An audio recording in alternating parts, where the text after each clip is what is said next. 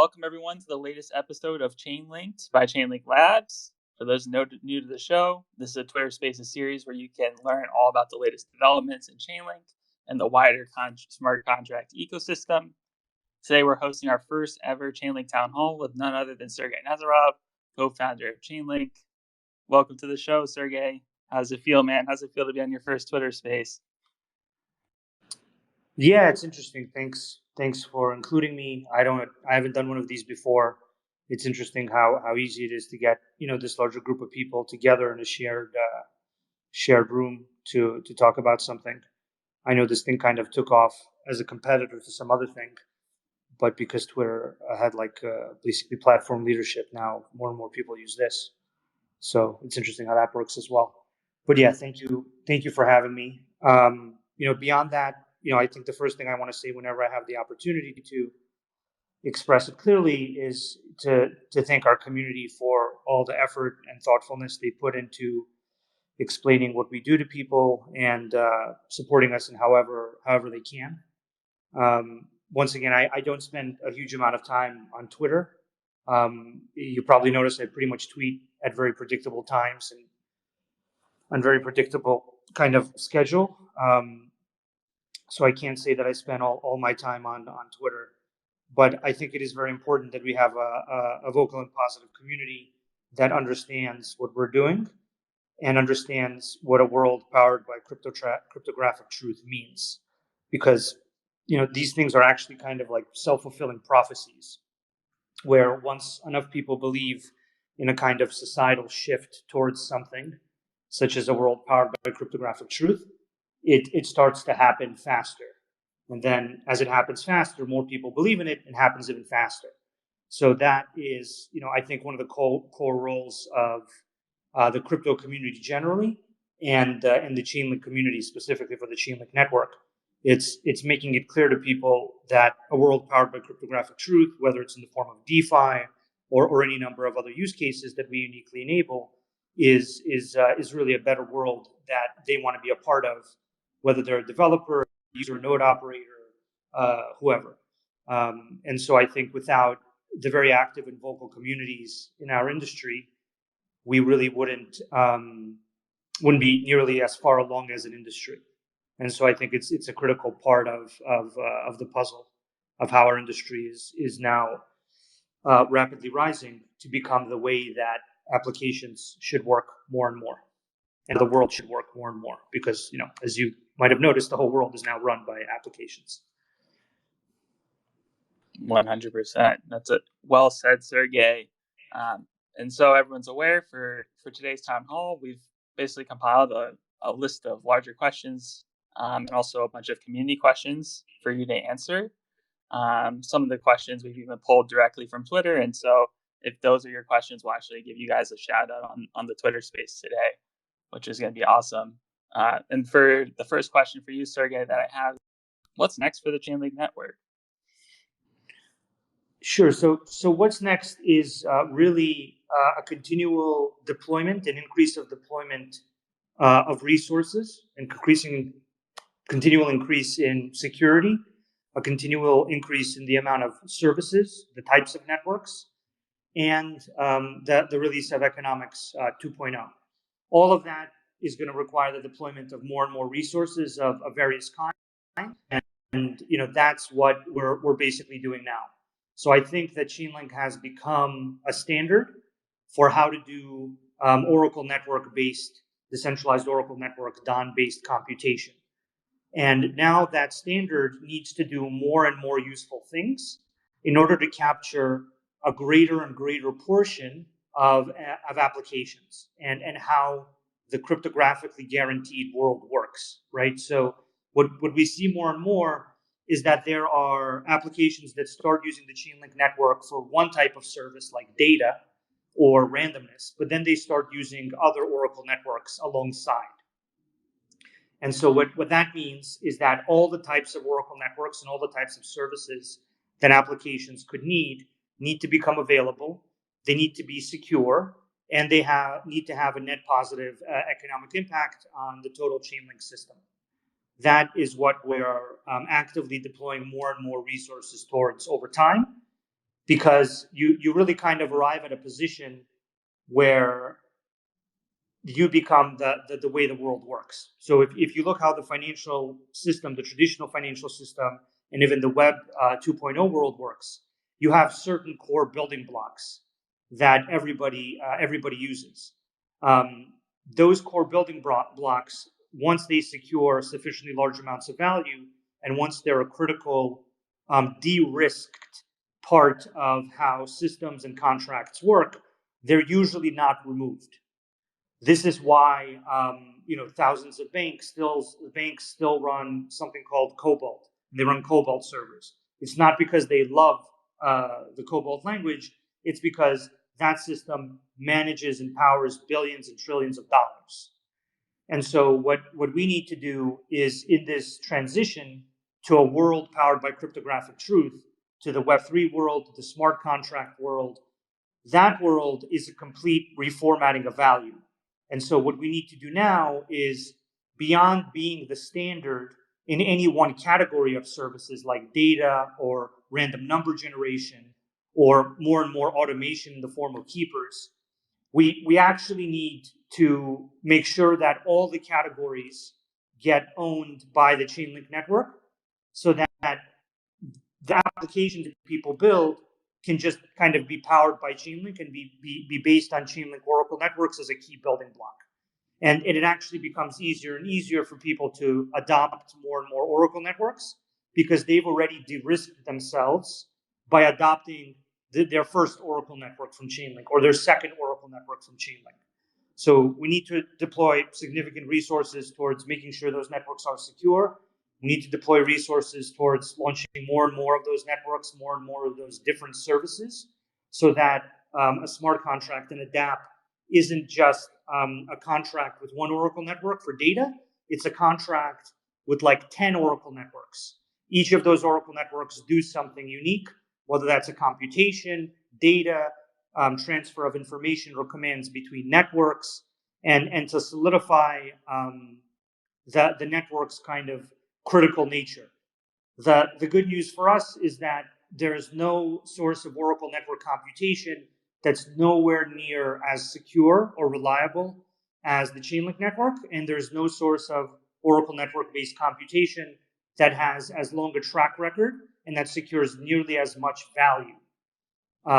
This can be called the network effect, or in certain cases the Lindy effect, or any number of other effects. But what it basically means is that we've arrived at a place where we are already the standard for certain types of computations, shown by enabling hundreds of billions in total value, shown by having anywhere from 50 to 90% of market share of specific verticals. And so what's next for us is to solidify our position in relation to all these different categories of dApps by making Chainlink a computational resource that does more and more things, more and more data, more and more computation, more and more cross-chain communication, so that eventually you'll have dApps that are like 50% Oracle network powered, 50% smart contract powered. And frankly, we already see that dynamic taking hold, where there are multiple DeFi dApps that use multiple Oracle networks to get computations and to do things that they have to do in order to exist, but which a blockchain does not provide. And so that is kind of the massive opportunity that we need to actively deploy resources towards. 100%. And Sergey, earlier in the convo, you mentioned this thing called Economics 2.0. Can you dive into what Economics 2.0 is and how that's been evolving over time? Sure. So Economics 2.0 is really I guess a relaunching or an initial launching of the Chainlink economic system, going into kind of more of a production state on certain dimensions. Some of those dimensions are key dimensions. They are the dimensions around user fees and the dimensions around reducing costs.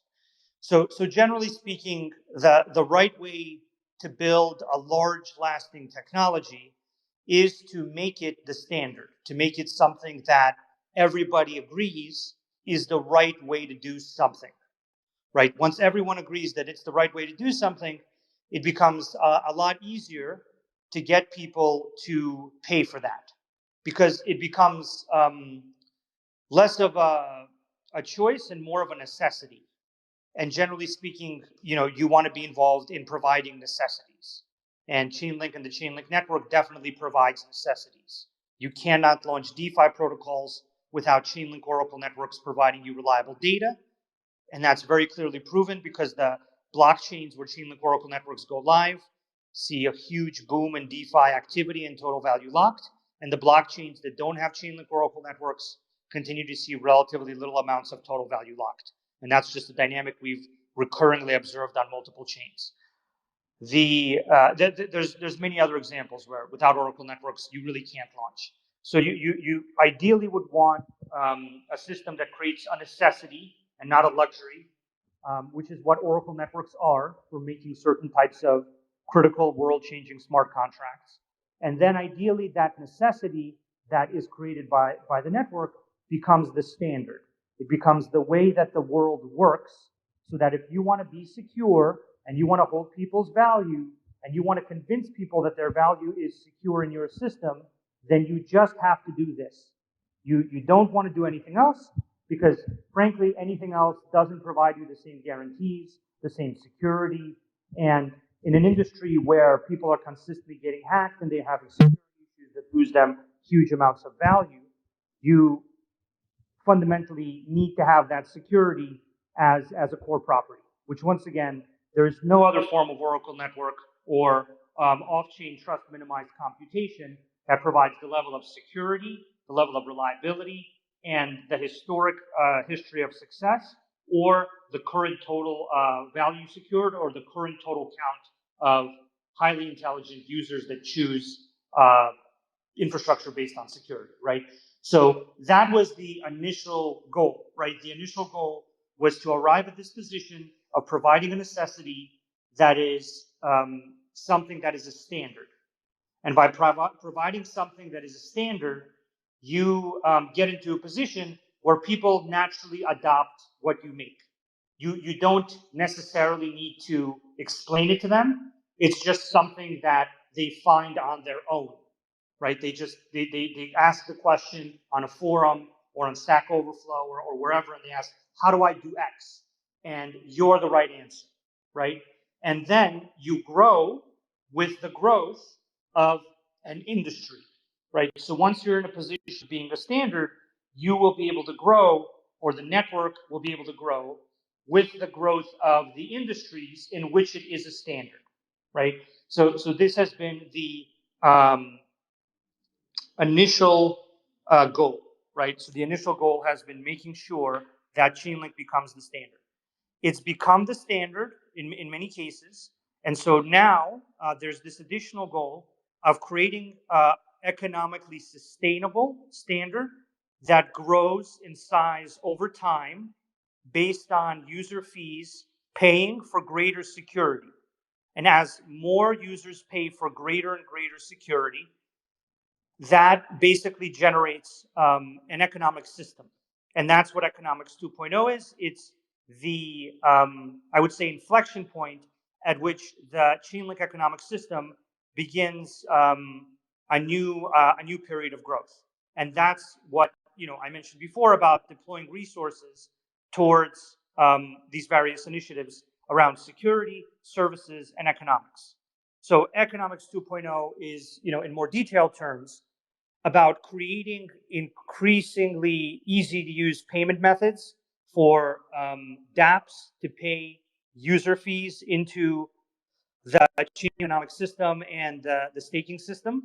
So it's about increasing the amount of user fees that flow into the system, both by tying them to greater security for users and by tying them to being able to use the system and tying them to an easier way for people to use the system by paying more easily. So it's basically putting in place the mechanisms and the factors that enable people to pay, get them to pay for greater security in order for them to have a long-term sustainable system that provides them a secure form of trust minimized off-chain computation. And these discussions have been happening with a number of the top users in DeFi, and so far they've been going extremely well, where everyone is quite willing to pay for extending and increasing and improving their security, and that tends to increase as the amount of value they secure increases.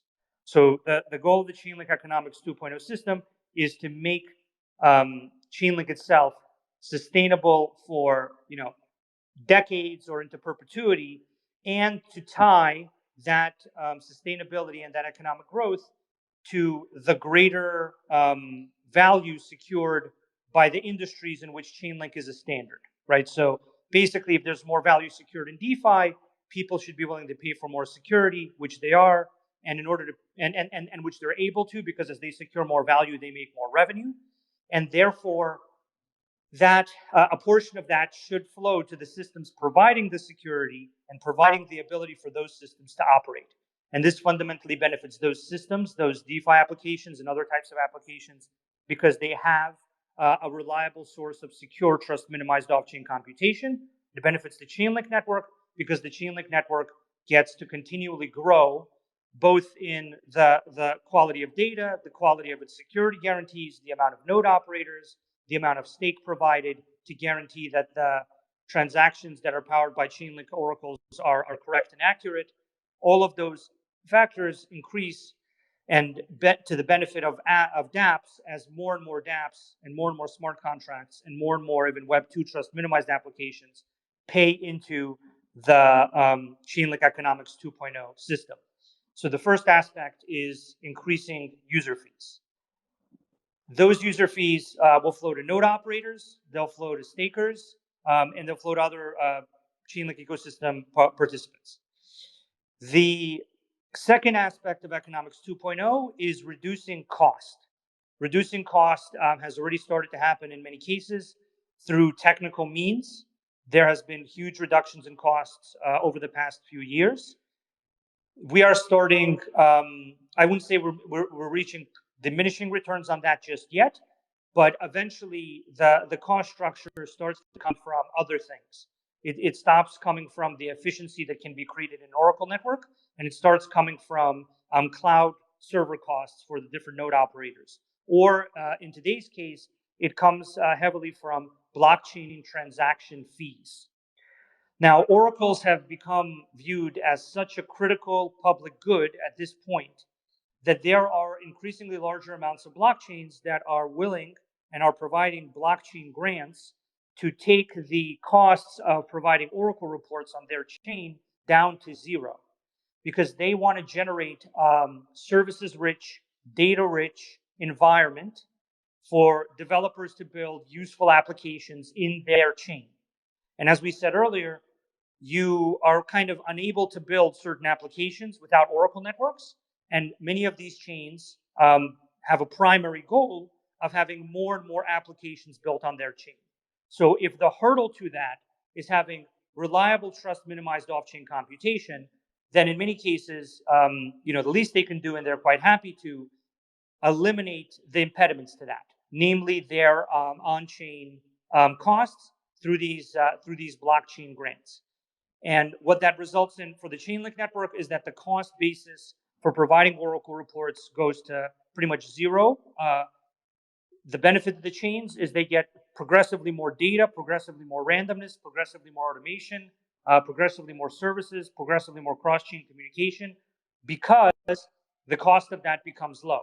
And that begins to show how much of an important public good that Oracle networks and Oracle computations are.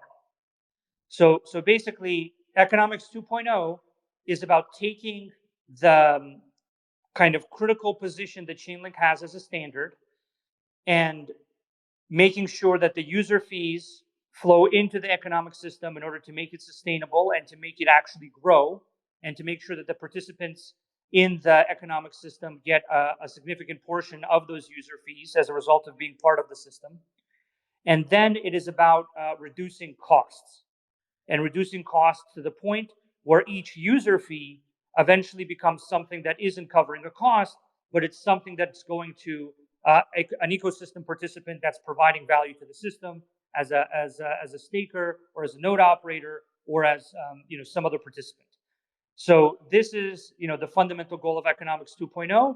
It's very similar to how you see other standards work. Is something needs to become a standard, and then people become willing to pay for it. And I think we've definitely reached that point, and I think it's shown both by people's willingness to reduce the on-chain costs because the services are so critical and so valuable, and through the willingness of multiple DeFi applications and non-DeFi applications to pay larger and larger amounts for larger and larger degrees of Oracle network security. So that is fundamentally Economic 2.0's goal. And our approach to it is, to have different key ecosystem participants be a key part of Chainlink's Economics 2.0 system, and for us to deploy significant resources to create the environment, to create the kind of direction for the Economics 2.0 system to launch successfully. So this is one of the main things that we're working on now, and which I expect there will be more information about at the SmartCon conference. Thanks for diving into Economics 2.0 for us, Sergey. Next, can you dive into what new services are coming up from the Chainlink Network? Sure. So two of the main services that we're spending significant time on are CCIP and DECO. CCIP is an extremely security-sensitive service, as evidenced by, I think it's 1 billion or more in bridge hacks that have happened this year alone. So our goal with CCIP is not to release another bridge that can easily become manipulated and stolen from. There's more than enough of those. Our goal with CCIP is to very heavily validate its security, because as long as other bridges continue to fail, which based on the designs we've observed there, they seem extremely likely to continue to fail. As long as those bridges continue to not provide the security that people need to choose any one of them as a standard, then the bridge that does provide the security people need in a provable way, it will be the bridge that value inherently flows to. And that's what you see with these bridges, right? Is one bridge fails and value then flows to other bridges that have other, maybe slightly better security claims. If they're unable to deliver on their security claims, then the value flows somewhere else. So just like we were able to build the first real Oracle networks to deliver reliably usable data to secure tens of billions of dollars in value, which before our approach to securing that computation, you simply didn't have that computation. And because you didn't have that computation, people were not able to build DeFi that secured tens of billions of dollars. We see the bridge world as a very analogous situation, where building a secure system with the best security primitives and using the most validated approaches is what is going to make the difference. That is kind of our approach to CCIP. It's a complex question where we have a lot of innovative features, and it's something that we're working on getting into a beta on testnet so we can slowly roll it out with users, and that they can understand how the security dynamics of a secure bridge actually work. So that's the goal with CCIP. It's not to rush it out the door. It's to create the secure standard for how this part of the world's off-chain computation should work, right? So that's the very clear goal there. DECO is, I would say, the second thing we're spending a lot of time on in the new services and the new parts of the Chainlink protocol that provide usable services to developers. DECO has certain privacy-preserving properties for identity, and glad to say that we already have proof of concepts that are underway, and some of which I think have been completed, and many of which should be coming out sometime soon. And DECO's usefulness, I think, will revolve around identity and the need for identity to create various more advanced versions of even existing applications. So things like regulated DeFi come to mind, and other types of applications that find identity data as a necessity. And if you folks have looked into identity data, you will know that putting it on a public ledger is not realistic, because identity data, generally speaking, is not meant to be public. There's all these laws from GDPR to HIPAA to a whole bunch of different other laws. So the goal with DECO is to create the technology that is the secure standard that allows identity data to reach applications, and that's something we have significant progress on. And many things about that should also be coming out at SmartCon. Awesome. And Sergey, we actually have a community question for you. At Frog Chainlink asks, what use cases for DECO do you find most interesting? I know you just spoke about identity. Are there any other use cases that you are particularly excited about? I actually think that DECO is pretty generally applicable, because it's about proving things happening off chain, without putting all the on-chain work or all the on-chain data without putting all the off-chain work and off-chain data on chain. So what DECO really provides is privacy preserving property and an ability to prove things without disclosing them. And there's a very large amount of things that need to be proven without being disclosed. And that extends to the world of off-chain computations. It extends to a huge amount of use cases. I think the way that the Chainlink Network has succeeded so far is that it has provided very concrete services. So it has provided very concrete, focused services as part of the protocol that have immediate demand. And so that allows two good things to happen. It allows the protocol not to waste, and the Chainlink ecosystem and Chainlink itself not to waste resources on parts of the protocol that don't have demand, or that will have demand in some number of years. And then if the initial version of a part of the protocol provides in-demand services, then it is very far ahead on becoming the standard, as long as it can maintain the security guarantees for which it is fundamentally used, right? So I think what we're arriving at is that this privacy preserving form of off-chain computation in the form of DECO is going to initially be in demand from an identity point of view, which is going to merge with the demand for identity information from industries like DeFi.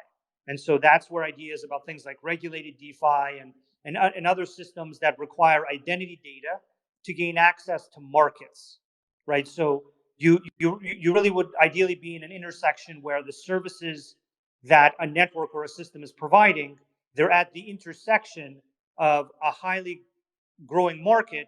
You're making a necessity, and that highly growing market chooses the necessity you make as a standard, right? And this is kind of the model once again. And then Economics 2.0's goal is once again to make sure that becoming of a necessary standard for that growing market or that growing vertical is something that flows user fees back to key ecosystem participants. That's kind of the whole model. But for DECO, I think it's identity data for DeFi.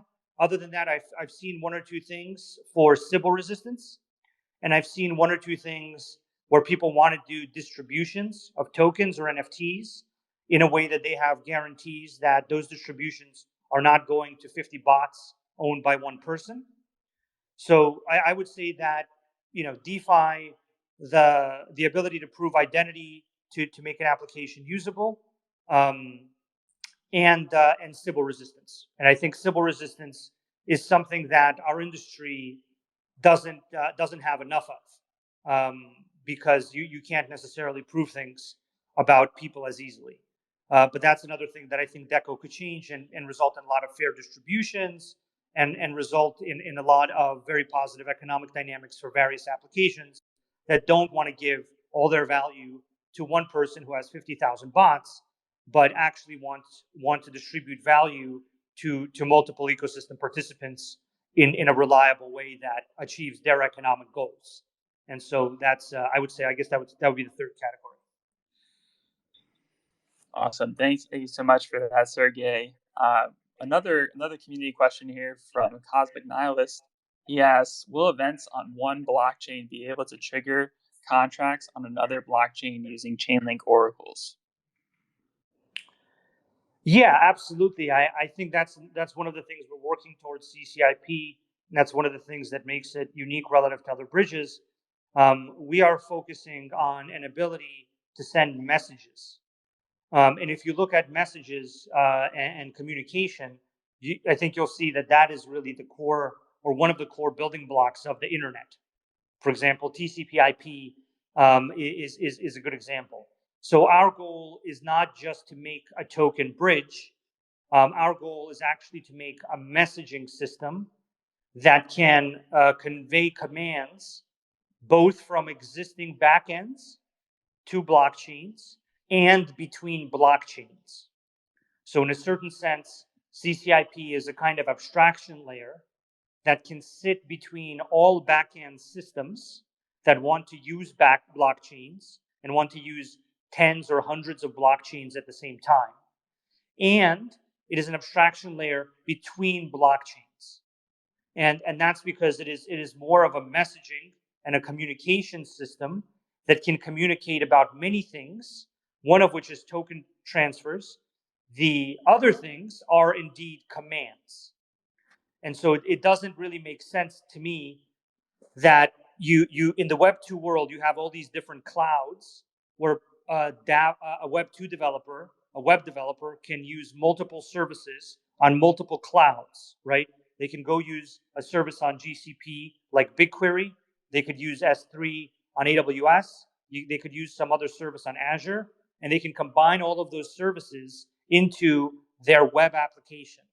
And nobody who uses that web application has any understanding or frankly any even interest on whether the application is powered by Amazon Web Services or GCP or Azure, right? That is how people use compute cycles in Web 2. And realistically, I think that's how compute cycles will end up being used in the blockchain industry, is that people will simply use the best system for their compute cycles. And some of the systems out there will be the best because they provide the most security. You know, Ethereum is a good example. Ethereum provides an immense amount of security relative to many other systems. And so there might be certain computations that you absolutely want to do on Ethereum because you value the security properties of that system. But there might be other computations that you want to do somewhere else for whatever other collection of reasons. Maybe that environment's built for that, or maybe there's a service there or something. So the goal for us is to accelerate our industry, right? Like if you look at market data, automation, keepers, and at CCIP, you'll basically see computations that accelerate the creation of entire new industries. And those new industries go on to kind of define the value of a cryptographically guaranteed world and a cryptographically guaranteed society for more and more people, right? So there are people who came into the blockchain industry and into the idea of having a cryptographically guaranteed world and society from DeFi. And they came into DeFi because DeFi was a use case that they found attractive. And so every additional service that we are able to make possible, the Oracle network can bring us to an industry transition to this cryptographically guaranteed format and guaranteed world. And that, once again, has a huge net benefit for Chainlink economy and Chainlink system, because if we want that industry to enter the blockchain world and the guaranteed world, then chances are we are the standard for that, right? So the way to think about this is, if people want to send commands to various blockchains, they could send those commands through CCIP, whether those commands come from an existing system or whether they come from another blockchain. The real question is, how do you reliably and securely create communication between blockchains and everything else, including other chains? Communication on pretty much any and every topic for any and every purpose. So hopefully that answers the question. Thanks, Sergey. We got a hot one from at Tower Code. He asks, when and where do you see major enterprises start to go from standard contracts, paper promises, to smart contracts using Chainlink services? So there's a pretty simple framework I have for this. I think there's about three questions. Question number one is, how much urgency does the enterprise have to do this? Are their users demanding it like they were demanding crypto custody?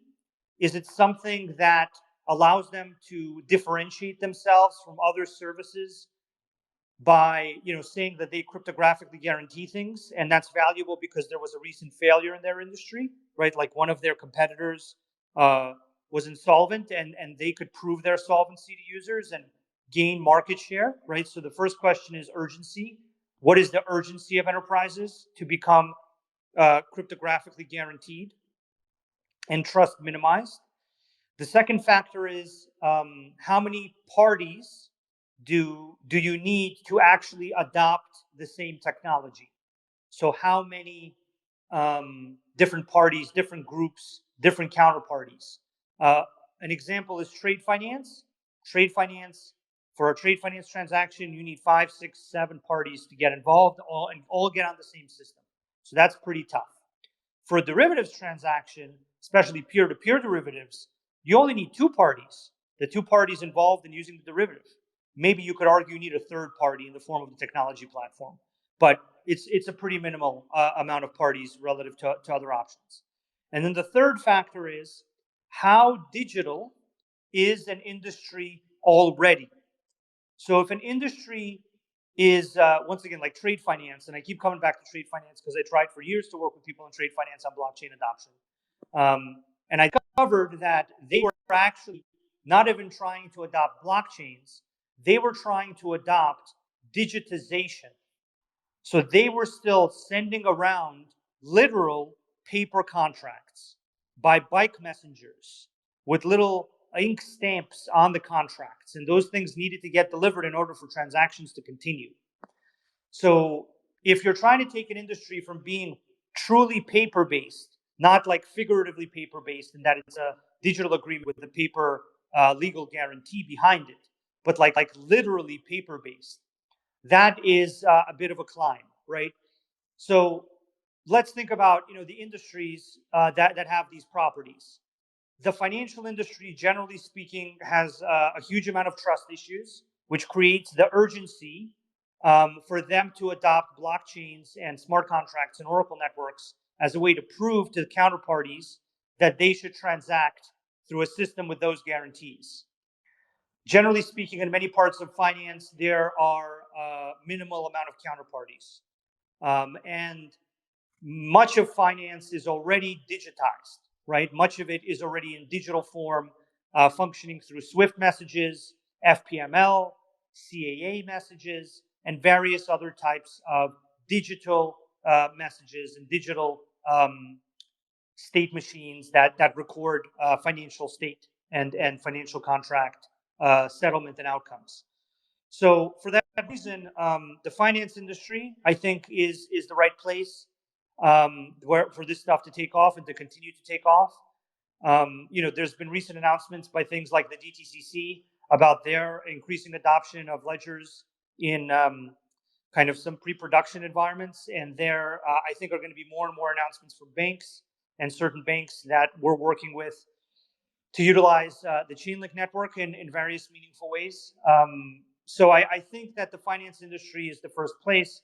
I think that the finance industry, which by the way is a hundreds of trillions of dollars industry, if you count derivatives as part of the finance industry, I think the finance industry's adoption of blockchains could become rapidly accelerated if the brands that make up finance renege on their promises.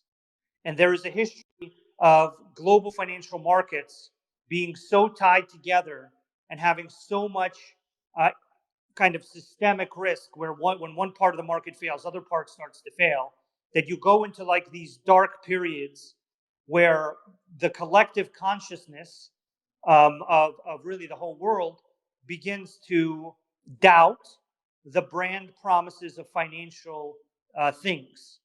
And you already start to see this through inflation and people's questioning of what fiat money really means and how fiat money really works. And I really think that's only the beginning. That could be the tipping point factor. It could be one of the exacerbating factors. But the amount of negative systemic risk issues that the financial industry has accrued since the 2008 financial crisis has actually become much greater than the amount of financial and systemic risk issues than they had before, right before the 2008 financial crisis.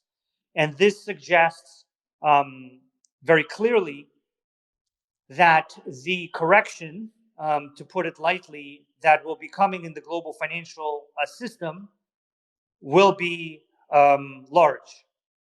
And if that connection is large, it will add that key ingredient of urgency, where people will need to prove how their financial relationships and financial transactions cannot be reneged on. People will begin to demand proof that their money is safe in a bank. They will begin to demand proof that insurance companies have a forcing function making them pay. And they will begin to demand proof on any number of other topics, which traditionally were guaranteed by a brand. And so I would say that enterprise adoption depends on those three factors. The finance industry is in a position to be the largest market and the fastest moving market. But frankly, it's very difficult to say because there are always other industries where people realize the value of blockchains and kind of run towards that value. And you saw that with digital art, with NFTs, and you saw that to a degree with gaming. Though I think the ability for gaming companies to compete with each other by giving people true ownership and true control and certain guarantees about their gaming relationship not being changed is a place where I see more and more gaming companies seeking to compete. So it's finance and then large gaming companies, I would say, are the two main categories. Thanks, Sergey. Another community question for you. At Blitzen asks, can Sergey expand more on Chainlink as a public good and what that looks like from a high level perspective? And then kind of a part two to that, how do you see Chainlink as a public good for the broader Web3 ecosystem? Sure. So I think the pinnacle of creating a technology is that it becomes a public good or a globally adopted standard. So if you look at the internet, you see a few technologies like TCP/IP, Linux, SSL, and a few others that underpin how the world works. Those technologies have not always had an economic system that allows value to make their growth sustainable or to solidify them as standards. But nonetheless, they have become world-changing standards. I think the amazing thing about the crypto industry is that once you create a standard in the crypto industry, and once you create an economic system that flows a fair share of value to that system and to the participants in that system that allow it to operate properly, you create something with even more longevity because there's a huge amount of economic support for the system to just hit a kind of escape velocity that is unapproachable by other systems. So I think that public goods are really the greatest achievement that somebody can have when working on a technology. Some people arrive at that achievement through an academic path. Some people arrive at it through an engineering path. and some people arrive at it by organizing projects that make that technology.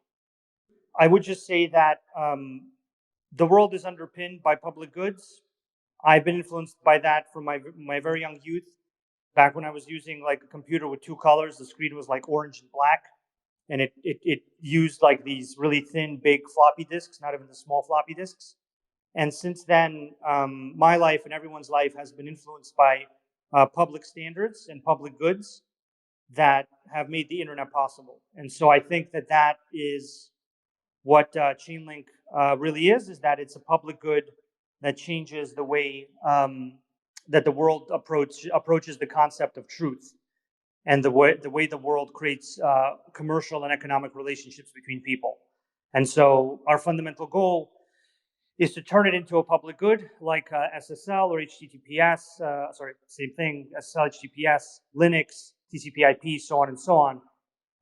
But the unique thing about our industry is that economic standards in our industry can take their fair share of the value they create.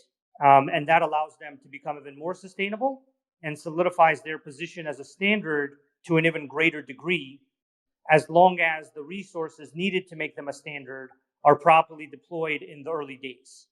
And so our goal is to create this standard that becomes this global public good that gives rise to an entirely new cryptographically guaranteed world, which we've already done in certain categories of activity like DeFi.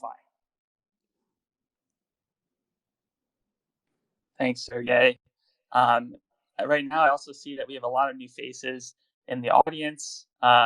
Just want to do a quick plug here for those who don't know. On September 28th through 29th, Chainlink is hosting the main event for SmartCon in NYC, where people can come and learn about the latest Web3 developments directly from researchers, developers, and founders at the forefront of blockchain innovation. For the first time ever, this conference is in person, and Sergey, you will be there too, which I know the community is very excited about. Can you tell us, like, what are you most excited about for SmartCon this year? Yeah, I mean, there's a huge amount of things going on there. I think there's a lot around economics 2.0, things about adoption, things about blockchain grants. I mean, there's a multitude of different things going on there, which you'll have to go to the conference to find out.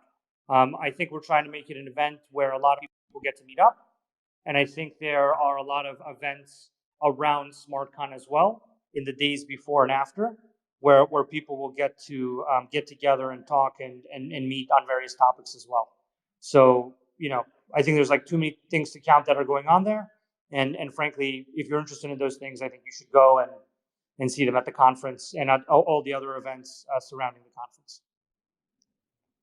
Absolutely. And if anyone in the audience is interested in going and securing your tickets, you can go to smartcon.chain.link. Again, that's smartcon.chain.link. And the last thing that I want to cover around SmartCon is we're actually holding an experimental treasure hunt for the most knowledgeable and engaging Chainlink community members. The grand prize for this is a one-of-a-kind adventure, is a lifetime ticket to SmartCon with 2-day lodging covered in perpetuity. Official rules and conditions to come soon on the smartcon.chain.link website for this treasure hunt. And now listen closely. I will give you all the first clue, and that clue is the missing link. Again, the first clue is the missing link. Good luck finding the key to SmartCon. And Sergey, thanks again for the time to come on the Twitter space today. Really appreciate it. Absolutely. Thanks for having me, and good to see or speak with all of you here virtually. Excited to meet many in person at the conference. And as always, thank you very much for your understanding of what we're doing and your continual support. I think it makes a big difference, and I think we are going in the right direction to achieve those large goals we discussed. And I think it's something we should all be proud to be a part of. So thank you all very much once again. Thanks, everyone. Have a great rest of your day, evening, wherever you're at, and we'll see you guys next time.